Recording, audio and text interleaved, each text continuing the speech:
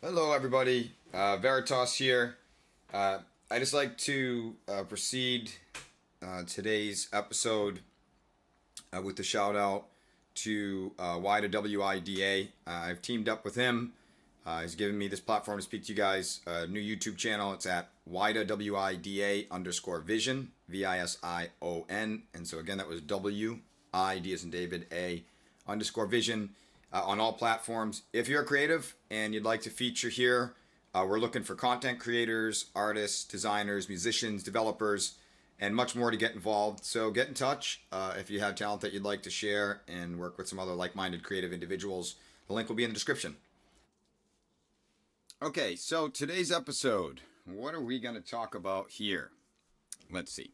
What we're going to talk about is motivation and inspiration. One of the things that I've seen happen with many of us, myself included, who are on our spiritual journeys of what some call ascension, growth, however we want to look at it. There was a psychiatrist or psychologist. Her name's Carol Dweck, if anybody's ever interested in looking at her material, but she kind of characterized people as either being in a fixed mindset or a growth mindset, and there's some similarities to the approach that I have, and either to me it's less fixed, but more so kind of either you're in a state of decay or you're in a state of growth, and that's just how everything in the universe works. It's either dying or growing, right? And so the challenge that I faced on my journey here is what I found is to kind of get to the next level. We have to, as Jesus said, be wise as serpents, but innocent as doves. And what that means to me is that we need to take the power, the force, the motivation, the inspiration, the drive, the passion of what we had when we were babies, toddlers, and take that and combine it with the wisdom that we've accumulated on our lives here on earth, and then marry them, form a sacred union between them so that you can have that innocence of what was behind the force that drove you and motivated you as a child, combined with the wisdom that you have attained in adulthood. Now, where it's been a hindrance for many people before they started getting into the transformation phase was that if you really look at the wisdom that we've accumulated while we were in the egoic mindset, becoming adults, and for myself, who's 42, the older I got, the more limited the definition of myself became. The more, they say you can't teach an old dog new tricks. I don't believe that, but I do believe that for many of us, as we are going through that stage of getting older, we tend to limit ourselves more. And the ego works on fear. It is literally the fear mechanism. And so what is fear? Fear is what you don't want to happen. Love is what you desire to make happen. It's really the difference there. I had a lot of trouble understanding that when I was going through my journey, because one day I woke up, I meditated, and I woke up out of my meditation. I have different types of meditation I do. I'll do podcasts on them. I have some where I go into the moment of silence and, ask questions. I have some where it's a bunch of different things. But this is one where I was asking questions, kind of in where I call the silence. And I was given the information that to get to the next level for myself, I had to eliminate needs. Now,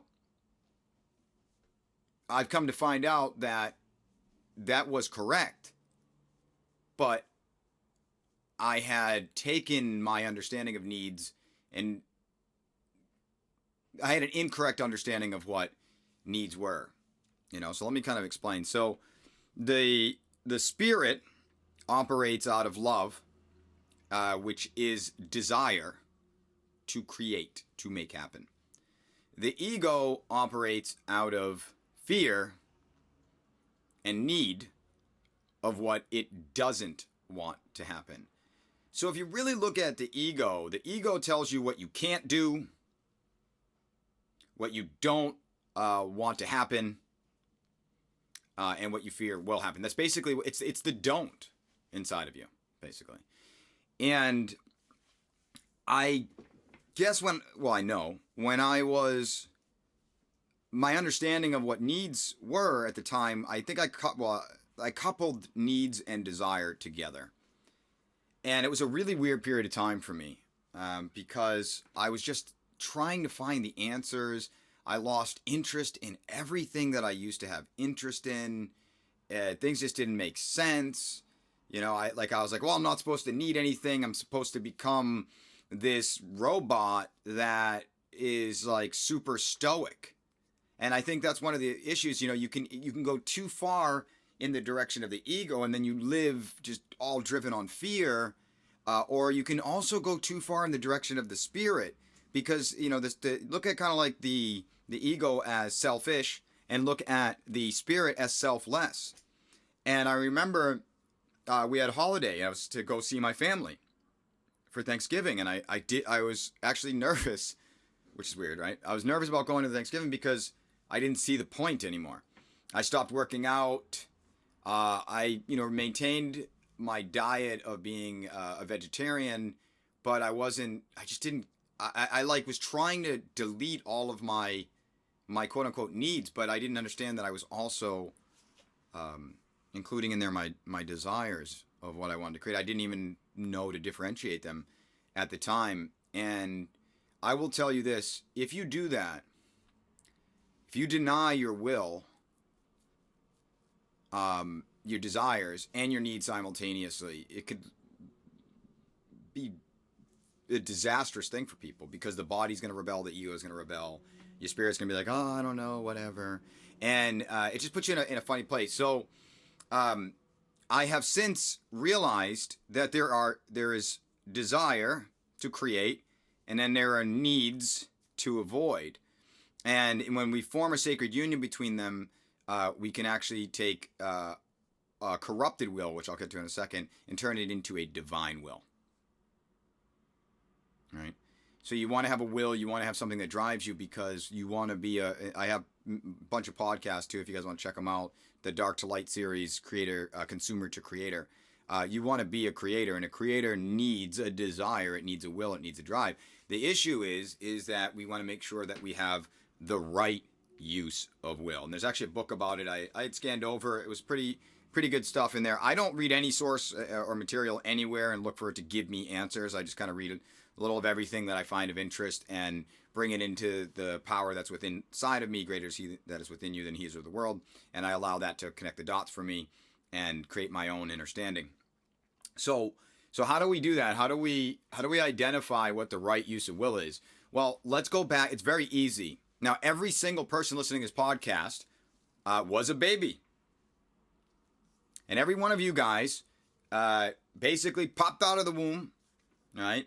And learned to move your fingers and your toes. You learned to crawl. You learned to walk. You lived in what most adults would consider to be an atrocious set of conditions.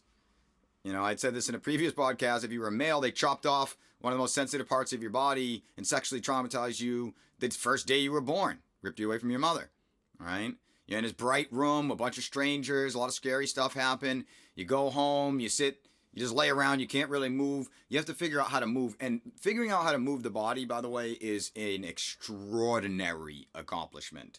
I said this before in previous podcasts. You don't have any words, you don't have any contrast, you don't know really anything. And what you're doing is you're testing frequencies. That's what's going on. You're sending frequencies out. You're acknowledging that the little pudgy things that are attached to this body that you don't even know is a body yet, and you're making these observations, retaining the information, replicating the information, and every single movement of that body required very, very complex frequency thought patterns sent out to each of the digits, and you have to memorize all of that. Then you learn to talk, and you don't have any language to use. You learn to walk, you learn to move, and the funny thing is you did it with really, why? Why did you do it? You did it because you wanted to. You had the right use of will. You just wanted to create for the sake of creating, and you found joy in it. And what happens is, as we get older, we obtain wisdom, we obtain new knowledge from the outside world. But here's the interesting thing.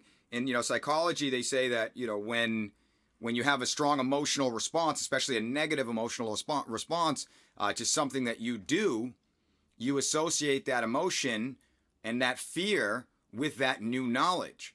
And therein lies the problem. So basically, as a person becomes, most people, as I've said in previous podcasts as well, most people will accomplish more, way more massively significant creative accomplishments in the first 7 years of their life than they will in the next 70. And what develops in that first 7 years is the ego. What is the ego? The ego is the fear box. It's the thing that tells you what you can't do, what you need, and what you want to avoid. And so those are needs, right? And so what happens is every time the box gets smaller and smaller as we get older and older and older. So what I misunderstood when I got the information in my meditation that I needed to eliminate needs was I coupled needs and desires together. And there's nothing really wrong with anything, it's ultimately best to accept everything, but there are things that are best for you and there are things that are not the best for you. And living in fear and in need got you out of Egypt, like they say in the Bible, but it won't get you in the promised land. So what we want to do is we want to first identify what the needs are. Now remember, a need is going to be based on I can't, and I don't want, basically, right? And while some of those things may be true, a lot of the can'ts and don't wants and a lot of the things you think you don't want to do is because you think you can't. And as you'll go on to kind of see, a lot of what your ego automatically takes as fact to such a degree that most people won't even question it. They can't even see around it. They're in that box. That's what they mean, like you can't think outside the box. They're literally stuck within that belief paradigm. And when we go on to really look at them, we'll find that most of the needs that we have, they're just not true. And part of the growth period is to dissolve those needs. But you can't dissolve those needs without a desire.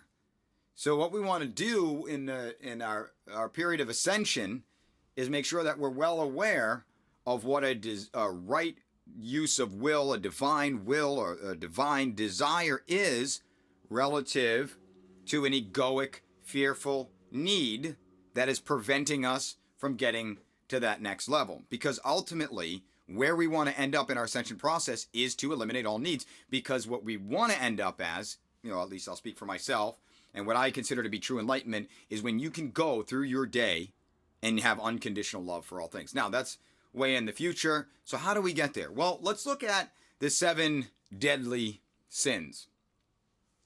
Okay? Now, the 7, do I even want to do a whole thing on this? Let me think here. Because I could literally do a whole separate podcast on it. I'm not going to do that. That's just going to be a whole separate podcast. But let's just take, for example, you can look at what you're doing in a present moment at any given time and ask yourself, and if you feel discomfort or anxiety or something like that, or you're trying to ask yourself, what is the right thing to do right now? Am I being driven by a need, or am I being driven by a desire? So remember, the desire is the creator. The need is the fear. Jesus said, you can't serve 2 masters. You can't string 2 bows. You can't straddle 2 horses. Absolutely correct. Because in the present moment, you're picking one of those frequencies. And that's, to me, what frequency is. It's the degree in which you are associating yourself with a creator being or a needy consumer being. It's a lower frequency. All right? So, how can we tell? All right, well, let's look at the sins, right? So sloth. What is sloth? People say, oh, that person's slothful, they're lazy. By the way, sin means misstep in Greek. So it's part of the process. All right? So sloth. So what is sloth? Why would someone be slothful? What would it mean for someone to be slothful? Someone would say, oh, they're lazy. Why are they lazy? Because, like, if someone had a hard day of work and they've got all of the things accomplished that they need to have, to be in the best position and comfortable position in their life in that moment, and they sit down on a weekend and sip a nice lemonade and just relax and read a book, would someone say they're lazy? No. Someone would say they're slothful or they're lazy when there are things that they could be doing that would be helping them in a situation, and they're not doing it. So let's look at that. Well, why is someone slothful? Are they a bad person? Are they a lazy person? No, it's none of that. All those are just stupid, silly labels. The reality is, the person, the ego, believes that that thing they could be doing that would be beneficial to them is something that they can't do effectively, and because they think that they can't to a varying degree, and to that varying degree, they now think they don't want to. Every time a thought flashes in our head, pay attention to them, and you're like, oh, I should do this thing, and it says, anytime you say I should do this, I need to do this, I have to do this, it means that your ego thinks that you can't do it. And you say, well, that's not true. I don't want to do the dishes, but I know I can do the dishes. Well, what the ego thinks is that you can't do the dishes and be in love. And when I say in love, it means in a state of pure bliss, serenity, joy, and happiness. It believes, because of past experiences, that you should be unable, you cannot do those dishes and feel just as good as anything else you would do. And that's the lie. And that's what we're doing here. So what we want to do during our ascension process is we don't want to get rid of our desires. In fact, we want to ramp up the desires. There's a phrase, and I actually drew it out before. It says, when the why is greater than the obstacle ceases to exist. And I kind of drew out this little Y with 3 circles on the end of each one of them. And it's like, I can't, I need, I don't want, right? And that's kind of like the why of why you don't want to do it, like the Trinity there. And then you can put another upside down Y over it, and you begin with, I can. And so actually the Trinity was, I can't because I will feel, so I don't want. And so you just counter that. So like if you're going in your house or something, and, I don't know, you don't want to do the dishes. Well, that means that no matter what people, I don't care what people think, unless there's some other thing that they're about to do in that moment that is more important for the benefit of their life, and they think they don't want to do it, it is simply because they have a why. And the why is that Trinity on each end of the why. It begins with, I can't. Now, depending on how severe it is, it could simply be, I can't do the dishes right now and feel serenity, joy, and happiness. I can't do that. If I do the dishes, I will not feel those things. And then it says, and then the next one is, so I can't do the dishes because, and then the other Trinity is part of the Trinity. I can't do the dishes because I will feel annoyed, stressed, anxious, bored, whatever. And then the other one is I don't want to do it, right? So then the other Trinity, so what you want to do is you want to counter it. And you always begin with I can. I can do these dishes with joy, courage, satisfaction, and happiness. I can. And then, and I can do it, and just those are the feelings that you'll have. So I want to do it. And that will go over it. So the why is greater than the obstacle ceases to exist. So what I found that we want to do in our ascension process is we want to crank up our desire. But crank up our desire for being a creator. Right? For overcoming silly little limiting beliefs that we accepted up until this point. Now, very, very important.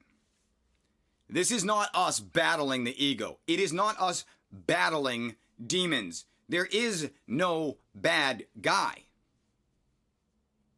In fact, it's our gift. I'm going to explain that. But first, I want to share with you guys a dream that I had. So the other day I was talking to my sister. She's going through her ascension too. And I want you guys to know I've been going through my ascension for a couple of years here. And I've had moments where I felt like I was on top of the world. And then I had moments where I literally felt the exact opposite of that. So I didn't just wake up a couple of years ago and this was all smooth sailing. And 40 years before that in my life, I was far from a perfect individual. That is absolutely certain. In fact, what I say to a lot of people that I work with individually when we're doing healing and stuff like that is, some people gotta wonder why I know or whatever the things that I can do. And I'm always very, I find it very important to share with people that the reason that I've gotten to this point is because of the fact that, in my opinion, I had made so many mistakes that one day I just said, so I was actually got myself. So some people, if they want to look at it from a perspective of, hey, you know this stuff, how do you do that? I'm down here, you're up there. And the reality is because I was so low that I screamed out to the universe and said, there's got to be something else. So if anything, if we want to look at it from a judgment perspective, I just got to get all this, to get this amount of knowledge at this point because I messed up worse.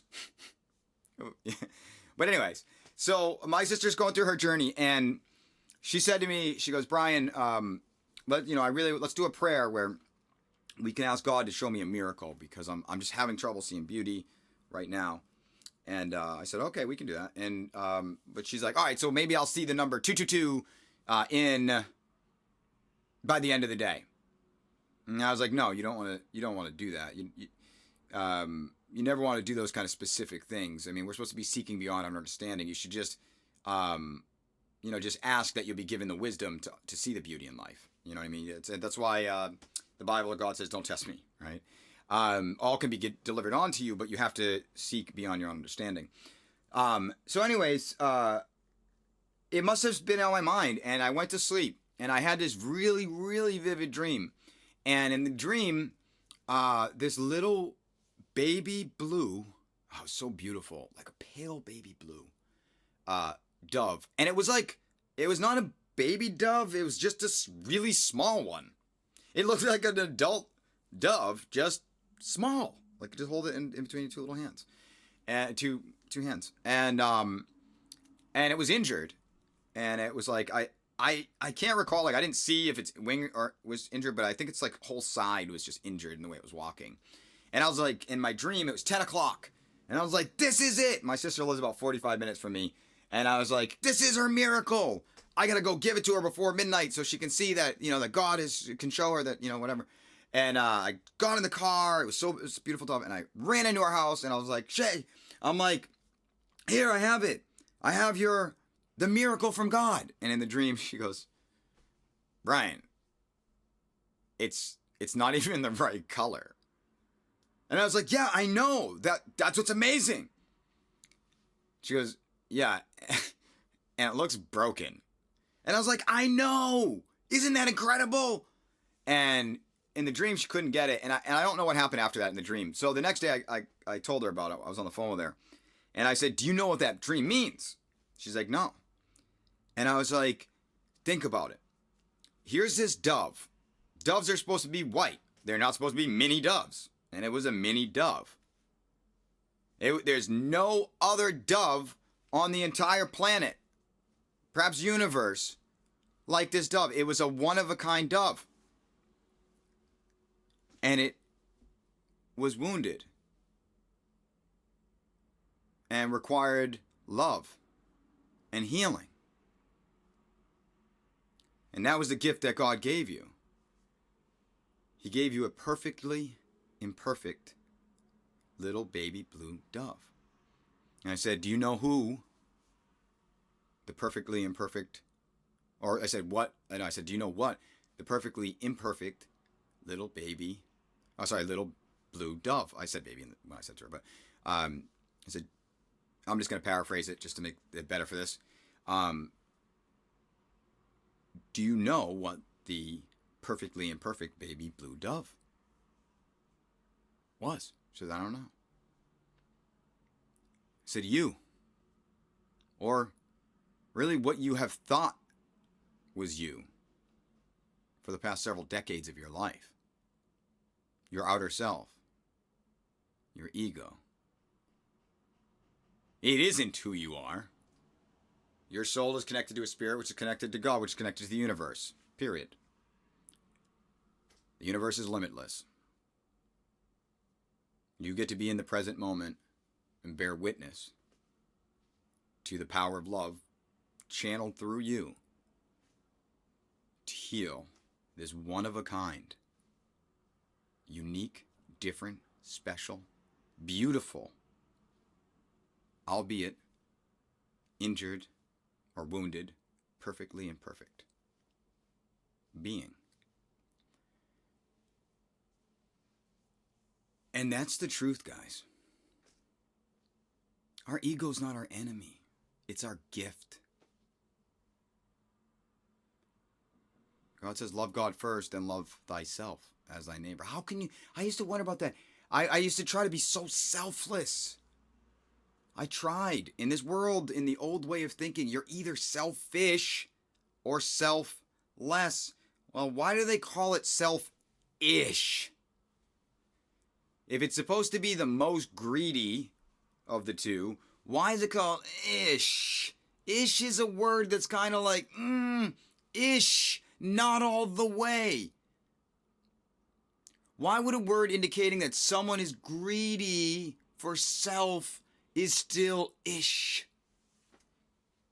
Because the truth is, it's not about being selfless. If you try to be selfless with yesterday's way of thinking, then you have to take from yourself to give to others. Or, to be selfish, you have to take from others to give to yourself. The reality is, we be self more.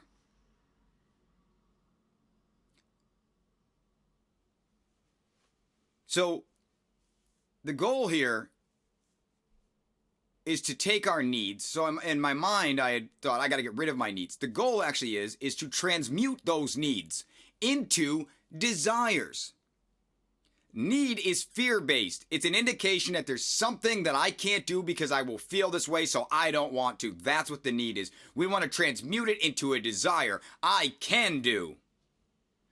And I feel this way, and I will do it.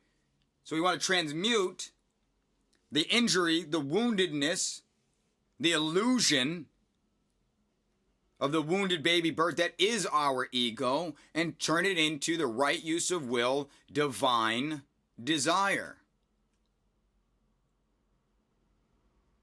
So need in and of itself is not inherently evil. It's only when you have a need that you can't fulfill, and the degree that you feel that you cannot fulfill that need is the degree in which evil behavior manifests. Give you an example. Ego says to me, hey, I'm in a body.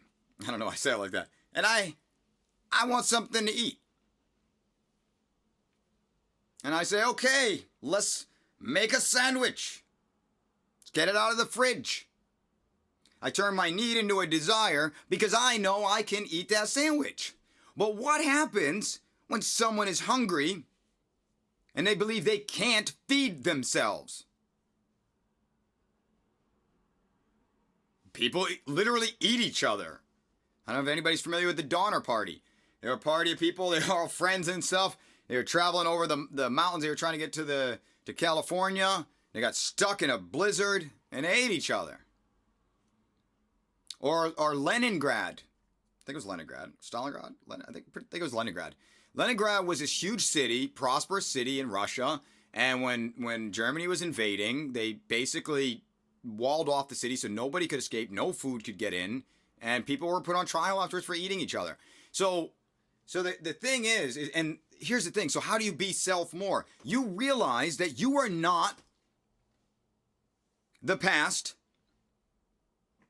or the ego, or the wounded baby bird. You are the thing in the middle between that baby bird and the almighty power of God in the universe. You are a Trinity. You are the Holy Trinity. Holy, W-H-O-L-L-Y.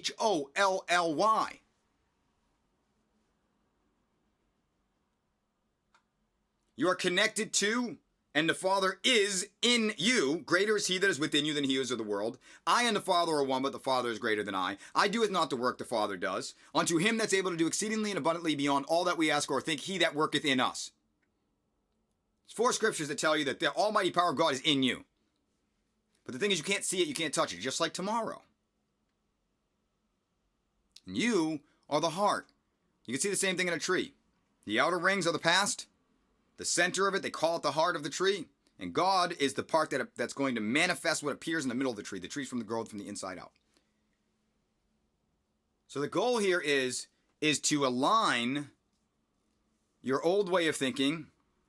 Do not conform to this world. but be transformed by the renewing of your mind. So what we want to do is we want to start transforming our old way of thinking and beliefs that we are limited, needy, defined human beings, and realize that we have the almighty power of the universe connected to us. And we want to slowly start dissolving those old limitations. And we do it by not making the ego our enemy, but it is our gift. Because it's the same thing as the body. People say, I want to transcend the body. The body is how the universe expresses the love for itself. Otherwise, there's no substance. So it's not an enemy. So kind of going on the motivation and desire. So what I decided to do is I looked up the 7 virtues. And I added some of my own. So I said, you know what? There has never been a thing that I wanted to have, a material thing that I wanted to have given to me, that gave me much satisfaction afterwards. And the more that I needed it to be given to me, meaning I didn't think I had the ability to have it, right? Or get it, the less action I took to actually get it anyways. I just wanted it. And when I did get it, I wasn't very grateful for it. And I realized that, you know where our joy comes from? I want you to really think about this. Your joy comes from, like, when you were a baby, the true you in the core that's now has this kind of fog over your eyes as to what you are, which is much more limited. You did things to do them, to create. So now what we want to start doing is we want to basically just dissolve the beliefs that's telling us that we can't do things, or that if we do things that we're going to feel a certain way that's negative. It's just not true. So one of the best things that we can do in Ascension is crank up that desire for who we want to be. And we got it right from the Bible. The 7 virtues. Humility. So what is humility? So pride, by the way, they call it the deadliest sin because pride is the defending of the identity of the past as if it is the head and not the tail. So the reason pride is the deadliest sin is not because there's some angry guy in the sky who's going to strike you down because you think well of yourself or you're confident or no, that's not it at all. It's being closed-minded. Humility is understanding that you are just this present moment, that everything that you think you know that you learned from the past that's inside of the ego is not sufficient to get you, was sufficient to get you out of the promised land, out of Egypt, but isn't sufficient to get you to the promised land. And it's that humility that will make you continue to seek, and you will find, ask and the answer will be given, knock and the door will be open for you. So that's what humility is. It's not about not having confidence. I have tremendous confidence. I can do anything. Because I know I'm a Trinity. Crazy ringtone, right? Now, that was my sister. Now, I have to turn this phone down because she does this thing. If I don't answer, she'll call me a million times. All right, so let me just wrap this up. I'm going to go on some more with some like actual tips and stuff like that for you guys afterwards. But just if you really want to figure out, so you want to change, so make your desire dissolving your old limited beliefs. Turn the why obstacle, I can't do this because I'll feel this, so I don't want to. And then replace it with, I can do this.